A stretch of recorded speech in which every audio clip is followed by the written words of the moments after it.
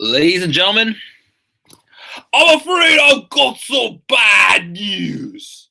I haven't worn this shirt in a while, so I had to, blurb that out there really quickly here. But guys, what is going on? This is the Club of the Man 1993, and I'm up here live for my top 10 special live stream of the week as we continue on. Just a couple more topics left with these top 10 NXT topics. Again, just to get some positivity on this channel because once again, like main roster's not that great right now, but what can we do?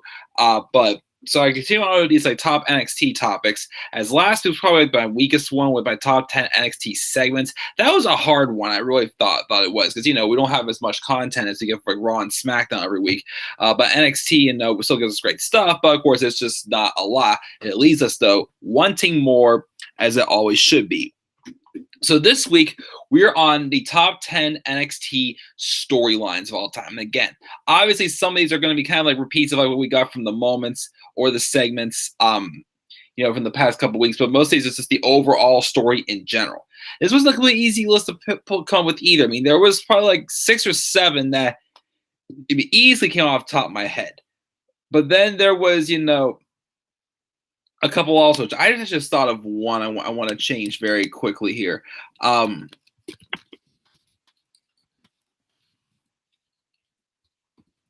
want to change one actually. Now that I thought of it. I just thought of one I wanted to change. I hope I'll put it on my number 7 now. But I got that change over right there. But yeah, so definitely wasn't an easy list to come up with for sure. So you guys will be the judge, of course, as well, of what you guys think of these topics as well. What's up? Do the best and worst main event storylines. It's a good suggestion for something for sure, Tyler. Thank you for that suggestion. The bad news is that, once again, I'm afraid I've got some bad news. It is storming a little bit outside, so hopefully this does not affect my internet, and I will be able to get through the stream just fine. And also, I said it while I was slamming down my water bottle. Don't ask me why, but I just felt like doing it to entertain myself because I feel a little sleepy right now, and I don't know why. I've had a rough week, and I guess I'm just being annoying now. So I will get started because I'm afraid I've got some bad news. Just felt like saying that because again, I wore this shirt in ages, and I definitely miss BNB, but glad Stu Bennett is definitely doing well. Stu Bennett, whatever his name is, Stu Bennett. I can't. Again, my brain is completely off today, guys. But hopefully he's doing well though. But let's get into NXT. Top 10 NXT storylines of all time. Now, the honorable mention, the one I was going to put on this list, I just took off, so I kind of thought of something else instead. But an honorable mention I definitely wanted to give out to was the Glorious 10 storyline with Ty Dillinger and Bobby Roode. Around the time, of course, Bobby Roode just came into NXT, and even though we have I lost track of thought again. Damn it. Bobby Roode just came in. Again, as I've always said, he never he's never a high flyer or whatnot. He just kept it simple in the ring. But once again, he had the microphone skills to back him up, just like The Miz. Ty Dillinger, same way as a babyface. Good in the ring, but definitely had the gimmick and whatnot. Had the underdog feel behind him, and I enjoyed the build that they had for their match at TakeOver Toronto with 2 Canadians going at it. So that's why I want to give that one an honorable mention for sure. But of course, that was taken off my list for a different topic, which I will acknowledge that. Acknowledge me whenever we get to that topic. But my number 10 is a storyline that I felt could be up a little bit higher if it was resolved as I shouldn't say resolved, but if it was led to what I kind of hoped they were going for with this.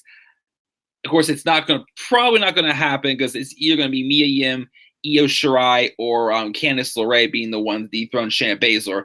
But my number 10 is the storyline with Shayna Baszler bullying the women's division since coming into NXT, especially herself with Dakota Kai. I really, really got invested in this because both of these women made their NXT debuts, in-ring debuts the same night. Shayna Baszler did appear when she choked out Kairi Sane after a match to end 2017. And Shayna Baszler came in 2018, obviously, just took over the women's division. This girl who just walks in and acts like she can run the place just like that. And that's exactly what she's done ever since she came in, and she feuded with Ember Moon for the NXT Women's Championship. But the stuff that really, really got me invested in Shayna Baszler for sure is the stuff she did with Dakota Kai. Obviously, who kind of is, kind of like another Bayley. Basically, of course, Dakota's out right now with a knee injury. I'm saying maybe by early fall, she probably will be back. I'm not sure, though. We'll have to wait and see. But the moment that I think I really got interested in both Shayna Baszler and Dakota Kai was the moment where Shayna Baszler smashed the elbow of Dakota Kai in their first match back in January of 2018. Because I thought Dakota really sold that very well, as it definitely looked very. Again, Shayna Baszler, moments like that have done moments that literally make me cringe. And once again, these objectives of these wrestlers, even though it's choreographed and whatnot, is to make it look like it's real. And Dakota Kai has done amazing selling. In moments where it's like, I don't get how Dakota Kai, doesn't legitimately break an arm or whatnot, with some of the bumps that she takes and whatnot, I thought was crazy. And because of that storyline, I actually wanted to see that.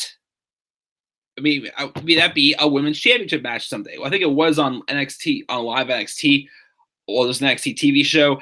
But I was hoping that Dakota Kai would have been the one to dethrone Shayna Baszler.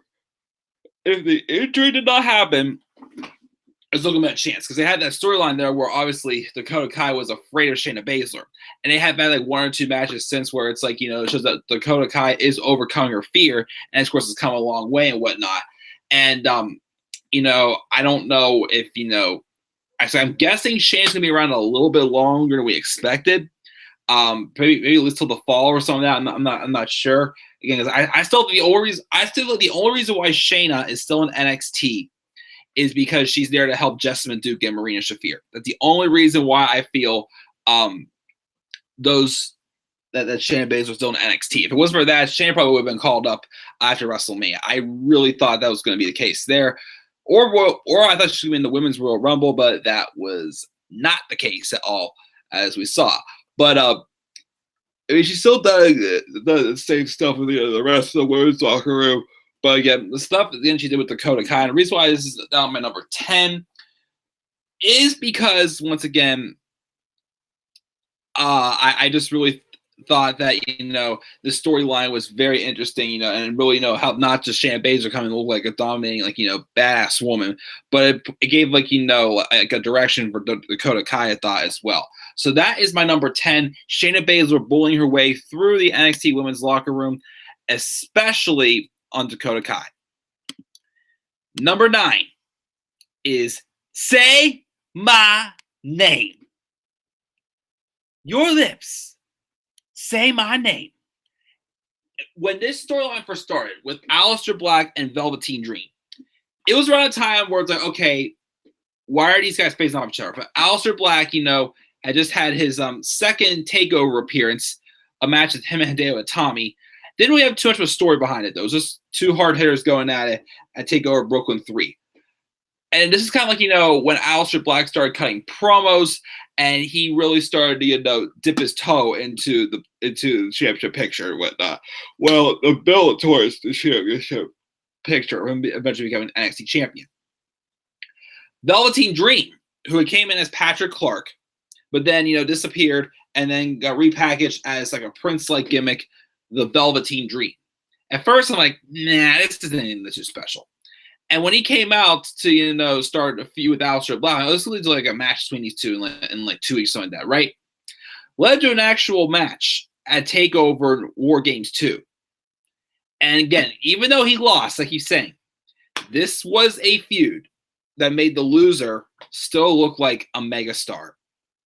With the idea of, Velveteen Dream just, stalking Aleister Black, just wanting him to acknowledge him, to say his name, admit how good he was and such and everything. It was a simple storyline. On paper, you think it looks corny, but a guy with the right charisma like Velveteen Dream just absolutely made it work. the mind games these two were playing on each other during the match at Takeover War Games. Well, one, not two, if I said it before. Takeover War Games 2017. It was just awesome. And again, it made Velveteen Dream a star in the loss. And the way that was acknowledged, even though Velveteen Dream, who I still feel Velveteen Dream was never full on heel, I feel. And I don't think he's full on babyface. I feel like Velveteen Dream has always been more so of a tweener. Because especially since he's turned face and won a North American Championship, he's pretty much faced all baby faces for the most part. Well, yeah, he feuded with Matt Riddle and Tyler Breeze. Of course, he's had other matches with a couple of other people here and there, but his main pay-per-view feuds have been with faces. Now, of course, it was supposed to be Velveteen Dream out Adam Cole, Matt Riddle in a triple threat for the North American title at TakeOver New York, but of course, the injured Tommaso Ciampa, they slid Adam Cole into the NXT Championship picture. I think, this made Velveteen Dream a star. The match showed that, he has charisma. He has great in-ring ability. He's like, what, 6'2", 225 or something like that. Moves like a cruiserweight, though. Has great agility, in-ring style, great mind games and whatnot. Just great on the microphone. He's funny. He's entertaining. And, of course, this was just the beginning of him, becoming that big megastar that he's definitely become, that the main roster will probably ruin when he goes there. I still say that the chance he could go there maybe after SummerSlam. We'll wait and see, though. But, yeah, number 9 is Say My Name. Of course, again, as I said before, because that he lost, he was put over by just having Aleister Black say Velveteen Dream's name, going, "Enjoy your infamy, Velveteen Dream." And I'm sorry, my phone was going off. I just wanted to make sure it was nothing important.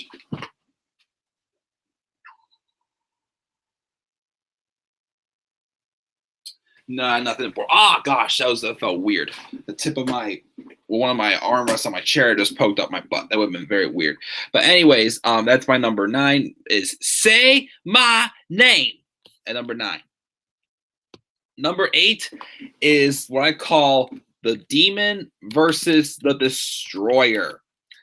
This was a feud, of course, that began Samoa Joe's heel run in WWE. Because Samoa Joe, of course, came in as a babyface.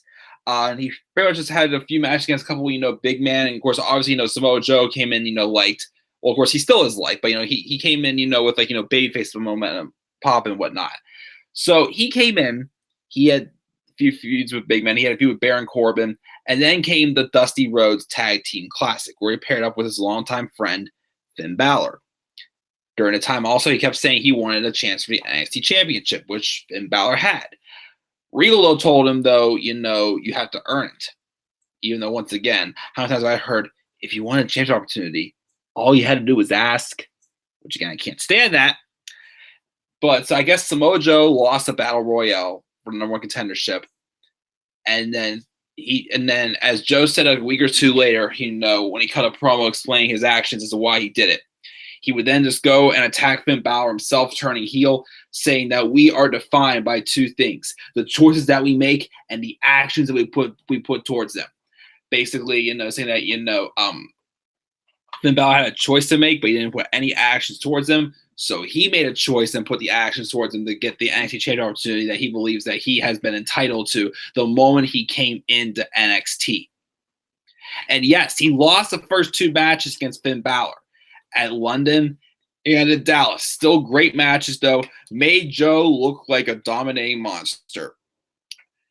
He then eventually won the championship at a house show in Lowell, Massachusetts, and then he defeated Finn Balor in a steel cage match at NXT TakeOver, the end of the beginning, of course. But I feel it was that feud, it was a long feud, but it was great. We also had a mini feud with Samoa Joe and Sami Zayn when they were trying to fight over the number 1 contendership for the championship for TakeOver over Dallas, which I thought had some great series of matches. They had a triple threat with involving Baron Corbin. They had just a singles match, and they also had a amazing 2 out of 3 falls match they had. But the matches that Joe and Balor had, I thought were definitely great, hard hitting. Even though Joe lost the first 2, he still got put over as a dominating looking monster, which eventually led him to be run as NXT champion. Where even though his matches with Nakamura were just good, not as good as the matches with Balor, on the microphone he put up some of his best material during that time for sure, which we will get to in a little bit. But the Demon versus the the Destroyer is my number 8. Number 7 was actually what I just replaced with I just replaced the Glorious 10 storyline with. My number 7 is something that kind of expanded from the beginning of NXT, in my opinion, and kind of culminated at TakeOver Brooklyn 1, maybe a TakeOver of Respect. The rise of the 4 Horsewomen. I count this as a storyline because keep this in mind. When NXT first started becoming a hit, women's wrestling was divas wrestling. They were just out there to dress in, skimpy looking outfits, wear, bikinis and whatnot, Playboy pillow fights, just obviously out there for the sex appeal. Even though, yes, these women are very attractive in WWE, trust me, there's so many of them that are really good looking that I wish I could be around them, because we're guys and we have our thoughts, but, I'm not immature. As I always keep saying, the disclaimer there, I am not immature, but you can't help but admit that when a woman's good looking. Anyways, obviously, as Natalya said, I will not forget this, in that 24 special for the Women's Revolution, whatever it was called, Natalya said, I'm not here to be a model. I am here to be a wrestler. And that's what these women wanted. And these 4 women, Charlotte Flair, Sasha Banks, Becky Lynch, and Bayley, all made that happen. Through just a great storytelling, these women, came through, developing their characters and whatnot, the talent they were in the ring. You can even include Natalya in this because it just goes back. Well, there's also Paige and Emma, of course, who had that great match at NXT Arrival. And then when they had to crown a new NXT Women's Champion at NXT TakeOver 2014, they had that amazing match with Charlotte, Flair, and Natalya. The Flairs versus the Hearts, of course, when it felt fresh. Of course, they beat to death on the main roster. Wasn't as good as, of course, the match they had at NXT TakeOver 2014. But, it just started the beginning of, the rise of women's wrestling. And then, of course, Charlotte and Bayley would have a match. Charlotte and Sasha would have matches. There was a fatal 4 between these 4 women that were probably never going to get on the main roster because Sasha Banks is probably not going to be coming back. And then, of course, eventually we had the match with Sasha and Bayley at TakeOver Brooklyn. That was, to me, the exclamation point on all of this, especially that 4 Horsewoman curtain call, because basically it's like, hey, ladies, we all did it. We all got to where we want to be, and we're all going to the main roster and doing the same thing. And they have. Literally, Becky, Sasha, and Charlotte was in the women's championship match at WrestleMania 32, and they stole the show. To me, that may have been the best match of WrestleMania 32, because WrestleMania 32 is not that good. And of course, Bayley eventually came up, and yes, she's hit some rough patches, but lately she's been doing better. I gotta give her the credit.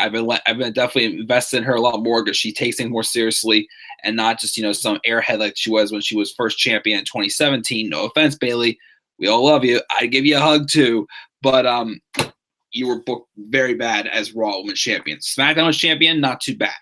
But these women had a mission, and I felt that they accomplished it. And that's why I wanted to put this on my list. Number 7, the rise of the 4 Horsewomen and women's wrestling at my number 7. My number 6 is Sami Zayn's rise to the top. Basically a storyline that culminated, in my opinion, when he won the championship at NXT TakeOver Our Evolution. Of course, I'll into another storyline, but we'll save that for later. So Sami Zayn came in and, just put on these amazing performances. That looks like he definitely, the champion, could be winning. He was just coming up short, though. He had his feud with Cesaro, who put on some very outstanding matches, including the opening match of NXT Arrival. Still, I could not get over that match. It put over Sami Zayn very well. It put over Cesaro very well as well. Also, it was just a classic game between those 2 of the best talents for sure that WWE just constantly today overlooks, as I gotta say. But of course, he was earned his opportunities. He come close against guys like Tyler Breeze and whatnot. He definitely earns opportunity in the Fatal 4-Way at TakeOver Fatal 4-Way against the likes of himself, Adrian Neville, Tyson Kidd, and Tyler Breeze. put in a great match there. And of course, it told that story of, Sami Zayn, being charismatic and, obviously though his charismatic is people, him being caring and whatnot, being, like a nice guy and, whatnot, has bit him back those several times, as it just threw him off and he would lose opportunities. As of course his longtime friend Adrian Neville costed him the championship in that fatal 4-way match. Weeks after that, obviously, showing that Neville, for the first time felt like he was in a threat to lose his championship. So, he wasn't full on heel. He was kind of a heel, reverting to some heel tactics to protect his championship for the win. And then finally, Sami Zayn, agrees that, he always puts on great performances, but he always comes up just short when it comes to the big moments. And he said that, if I can't beat you at the NXT TakeOver R Evolution, then I'm gone. I'm putting my career on the line. Neville's like, Adrian Neville's like, well, I don't want to be the one responsible for your career, but good luck anyways. He goes to shake his hand, and Sam's like, you know what? No, I'm not doing this. I'm not doing this because, this is the reason why I failed, because I've been, charismatic and, putting others before myself. Now I had to, show like a serious side here and whatnot. And that played so well. I thought him and Neville put on an outstanding match. Of course, Neville teased, trying to cheat his way to retain, because obviously he knows that, even though he's his good friend, Sami Zayn is probably at that time his biggest threat to his NXT championship. And then Sami would win it. Just a great story. Like, WWE NXT shown that they know how to write a what was it called? A purebred baby face in Sami Zayn. He was literally the underdog of the underground, the Daniel Bryan of NXT at the time. Like, they just know how to tell his story perfectly. He would come up short in losses, be an underdog, but he would still look like, he could be something like very special. And they accomplished that, of course, with this feud as well with him and Adrian Neville for the NXT Championship at NXT TakeOver R Evolution. Outstanding, though. So far, it's the first half of my list. We got number 10 is Shayna Baszler bullies the women's division, especially Dakota Kai. Number 9 was Say My Name. Number 8 was The Demon versus the Destroyer. Number 7 is The Rise of the 4 Horsewomen. Number 6 is Sammy's rise to the top. Live chat we got here. Best and worst years WWE. Best and worst pay-per-view endings as well. Vince Go Your Ego and the usual stuff. Hope Brock doesn't cash it on Kofi. Did you hear that WWE is sell out the Tacoma Dome? The WWE is sell out. They sold out the Tacoma Dome. They didn't work doing good with tickets at all. You think anything stupid grounds is going to suck, and most likely will, but we'll see what happens. Oops, wrong button there. Anyway, so let's get back here to my list. That's to the top 5 of my NXT storylines of all time. Number 5. I'm going to kind of include this. Well, you can kind of include this since they debuted in NXT, but this is mainly, talking about, the first feud, which was for the War Games match in 2017. Undisputed Era taking over NXT. So Undisputed Era, even though Kyle O'Reilly and Bobby Fish before TakeOver Brooklyn 3 had made their singles debuts in singles matches. I know Kyle O'Reilly had a singles match against Aleister Black a couple weeks before TakeOver 23. Bobby Fish about a month earlier. I forgot who he faced, though. But then, of course, those two made a statement, attacking both Sanity and Authors of Pain, two of the biggest and most dangerous and strongest teams in NXT. They did that there. Then they also came out at the end of the night to distract Drew McIntyre, because in came Adam Cole as well, and that was the birth of the Undisputed Era. They'd be going around for weeks after that, just beating people up, saying, "We are unstoppable, we are untouchable, and we are undisputed," setting the bar very high for them. And WWE will do this overhype on the main roster, and it will basically be a disappointment down the line. We'll be able to take them seriously. But man, they definitely, taken off. Like, Undisputed Era, yes, the beginning had some moments where they were being, typical heels and, taking the cheap way out to win, walking away and whatnot. But especially last year with some of the matches that these teams had, my gosh. Oney Lorcan and Danny Burch. I think they faced that TakeOver Brooklyn 4. I'm drawing a blank here. Who did they face at TakeOver Brooklyn 4? Oh gosh, shoot, this is gonna drive me nuts. I'm literally drawing a blank. Let me pull up the Takeover Brooklyn card. I feel so stupid again. I've literally, my brain's just like not working today at all, guys. All right, who is the tag title match? Mustache Mountain. That's what it was. They had excellent matches with Mustache Mountain. Of course, in War Games with the War Raiders. Of course, they dropped the titles to the War Raiders at Takeover Phoenix earlier this year. But when they said they were going to take over, they've literally taken over. And that storyline has continued on as Adam Cole's won the NXT Championship, and is now their mission to be draped in gold at some point this year, which I think could happen at Takeover Toronto. I think Roderick Strong could be winning the North American title, and I think we may see the first time 3-time NXT Tag Team Champions if O'Reilly and Fish can dethrone the Street Profits Takeover Toronto. Could be the night when it happens. We'll have to wait and see. But I think that this is about coming in and setting the bar very high for a team that succeeded for sure. And I think that storyline definitely deserves to be on this list at my number 5. Number 4, I kind of mentioned this a little bit earlier, and a couple of things like in a segment or in a promo or in a moment, of course, in my recent streams. As people say, besides the fact that the matches were just good and not great or anything. Some amazing storytelling and great heel work I thought that took place was the build to the second match between Samoa Joe and Shinsuke Nakamura at TakeOver Toronto. Samoa Joe was literally being the typical mind game monster heel that he was. He lost the championship, came out and admitted that Shinsuke was the better man. He let Shinsuke have his moment in the spotlight until he came back out and just beat the shit out of Shinsuke to the point that they were saying that he was going to be out for 6 to 12 weeks because NXT still acknowledges the fact that there's a 30-day rule with you have to defend the championship every 30 days. That WWE never falls anymore, even though they'll have a feud where they'll push it on them and it'll piss me off and whatnot. But Samoa Joe beat down Nakamura so bad, be out for 6 to 12 weeks. And all he kept doing was coming out each week saying, "TikTok, Regal, TikTok, bring me Nakamura or hand me my championship," and whatnot. Obviously, he wanted his rematch, but, he was trying to intimidate and get into the mind of Nakamura. And again, he did some crazy stuff, interrupting matches, choke people out. Again, he choked out Dan Matha, a guy that they had hyped up with vignettes for like 5 weeks and whatnot, just for him to come out, get choked out by Joe, and on live NXT TV, we have not seen him since. And it's just like heel work that I appreciate. Make the heels feel like an obstacle that may not be able to be overcome. Not like the main roster where all heels have to just run away every single week and whatnot. And of course, Nakamura did return. He had a little bit of a more aggressive attitude and whatnot, which helped to further the storyline. And not to have him be just like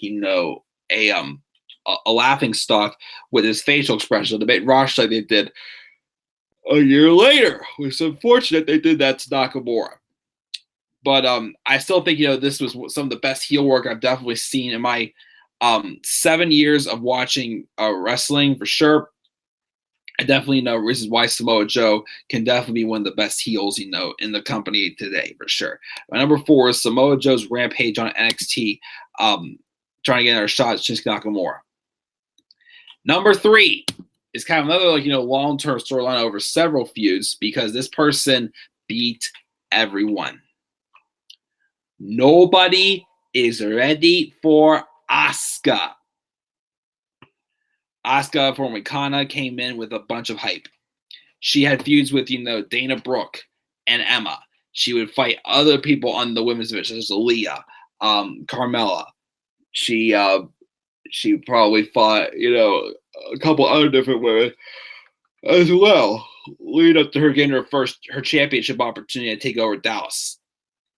And, let me get something straight here. Not every wrestler has to be undefeated. But if you're going to make them undefeated, Make that them being undefeated feel special. And that's what they did to Asuka. It's not just the fact that she was beating everybody, but it's like unique ways. Such as, of course, in their first the first match she had with Bayley at TakeOver Dallas.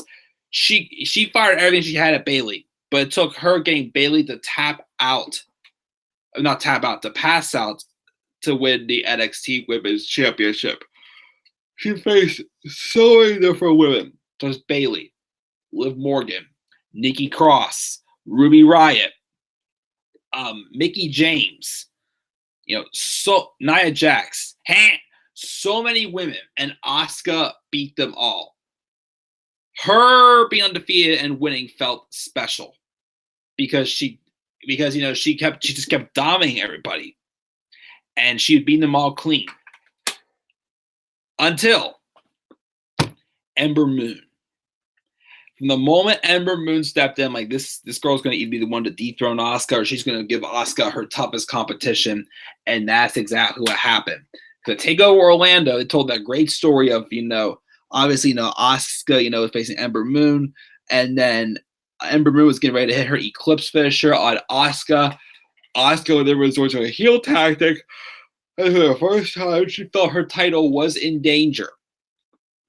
So she had to revert to a heel tactic to save herself from losing her championship. And then a few weeks later, for the number one contenders battle royale, it came down to Nikki Cross, Ruby Riott, and Ember Moon. Asuka interfered and threw out Ember Moon, causing Regal to announce that all three of the remaining women will face her at TakeOver Chicago. Unfortunately, Ember Moon was not able to go for a shoulder injury, but it just left that build, of course, with suspense and a definitely more heated feud heading into TakeOver Brooklyn 3. As these two women put on my women's match of the year. Ember Moon was even much better in this match. She showed that she could hang with Asuka. She showed that she was definitely that big star that could easily be champion. She fired all her best shots and looked dominating and like a champion in this match. But Asuka still could beat her. Asuka kicked out of the Eclipse. I still could not believe at all. I remember being shocked as hell when Asuka kicked out of the Eclipse. And she eventually would win clean, I think, by getting Ember Moon to tap out. And Ember Moon may have lost that match. She came out looking like a champion that night. She, of course, would win the championship at the next pay-per-view in the Fatal 4 for the vacated NXT Women's Championship, because Asuka would then basically, relinquish the Women's Championship and retire because she had beaten everyone. She retired from NXT undefeated, 523 days as NXT Women's Champion. Of course, she would eventually lose her first match in WWE at WrestleMania 34. But again, it was just an amazing story to make someone like Asuka feel very important, feel like a megastar, and also just make winning feel important in general, and a winning streak that you can get behind, not just because, the person's undefeated, okay, this person needs to. Again, not every wrestler needs to be built off an undefeated streak. It's just not the case. But Asuka just made winning feel very special. So that is my number 3. My number 2, Kevin Owens knocks Sami Zayn down. So this amazing story here of Kevin Owens and Sami Zayn. Sami Zayn had already been in NXT for some time. Kevin Owens watched his other friends, surpassing, kind of like, this could have been what they did. They could have done with Eddie Dennis in NXT UK, but they've basically not really done much to him at all since he lost his no DQ match to Dave Mastiff at NXT UK TakeOver Blackpool. So Kevin Owens made his debut in NXT at TakeOver R Evolution, defeated CJ Parker. At the end of Sami Zayn's win over Adrian Neville, he came out to congratulate him. And afterwards, Owens and Zayn continue up the ramp together, where Owens just turns on him, obviously saying, "Hey, Sami, it's not personal, but you have what I want." And he basically just took advantage of his best friend and just to steal his thunder, for him to get to the top of NXT, for him to take the championship. And then he eventually, knew that Sami was a big threat to him, of course, so he'd take him out. Like, both their pay-per-view matches in NXT, he literally had to, beat him down so bad they couldn't continue it. The referee had to stop the match. And it worked out so well, making him look like a dominating monster. And, of course, what happened was basically Kevin Owens came in, and even though he had been waiting a lot longer than Sami Zayn did or Adrian Neville or whatnot, he basically took out Sami Zayn and shot right past him. went to the main roster, defeated John Cena in his first match on the main roster, which was at Elimination Chamber 2015. He had a great feud with Cesaro as well. He basically got run with the Intercontinental Championship, sorry, 2 runs with the IC title before WrestleMania 32, of course, when Sami Zayn made his main roster debut after return from injury. It was that great story of, Kevin Owens just, surpassing Sami Zayn. You'd have been there as long as him, and Sami Zayn come back again his redemption. Even though once the feud ended between them, Kevin Owens basically went to just being a tag team with Chris Jericho and won a Universal Championship like 2 weeks later. And Sami Zayn was just on pre-show matches and just eating pins and whatnot. So again, how did that make sense? I don't know, but still one of the better storylines for sure in NXT. And my number one is a combination of 2. Because of they kind of tied into each other, I felt, which is why, of course, I never count these as separate. Of course, if it would have been revealed to be someone else to do so, then of course it might have been the case. But my number one is the war with DIY's Johnny Gargano and Tommaso Ciampa, and also the storyline of who attacked Aleister Black. This feud went on for 2 years, but it was just some amazing long-term storytelling. From the moment that Tommaso Ciampa turned on Johnny Gargano at TakeOver Chicago 1 in 2017. Ciampa, of course, had just injured his knee the Thursday before TakeOver. He, of course, was vowed to be the most dangerous SOB once he returned to NXT, and that's what he did. Johnny Gargano obviously was trying to just move on, though. It's like your typical breakup. You're waiting, you're trying to move on, but when you know that person's not lurking, it's not going to bother you. But when they are lurking, it's going to get into your head. And that's the advantage that Zelina Vega and Andrade and Almas took advantage of him whenever they were feuding in the fall of 2017. Of course, Johnny would eventually win a tournament after he replaced Velveteen Dream against Cassius Ohno in a first-round match. And Johnny Gargano, of course, won the number one contender for the NXT Championship at TakeOver Philadelphia. Who was a champion at the time? Andrade and Almas. They put on a classic match there. Johnny just came up short, but after the match, Ciampa returned and didn't say much. Eventually, he cost Johnny his career and has led to this unsanctioned match, which we waited 322 days for because of Ciampa's injury. And Gargano won, and it was amazing. But then Tommaso Ciampa was like, hey, even though you got your job back, I'm still here. I can make your life a living hell. And that's exactly what he did. Trying to piss off Johnny, play the mind games with him, literally just, just trying to take over Johnny Gargano was the goal for Tommaso Ciampa. And, of course, they had an amazing Chicago street fight, which was my match of the year for last year. It should have been over after Gargano sent Ciampa through a table and he was being taken off a stretcher. But because Ciampa had taken his wedding ring and spit on it, Johnny just snapped and slowly started going to the dark side, which eventually led to the storyline of who attacked Aleister Black. And if it wasn't Johnny Gargano, of course, I wouldn't be clueless with him. But this gave another direction for the story of Gargano and Ciampa. WWE can't write long-term storylines. They make the same thing over and over again.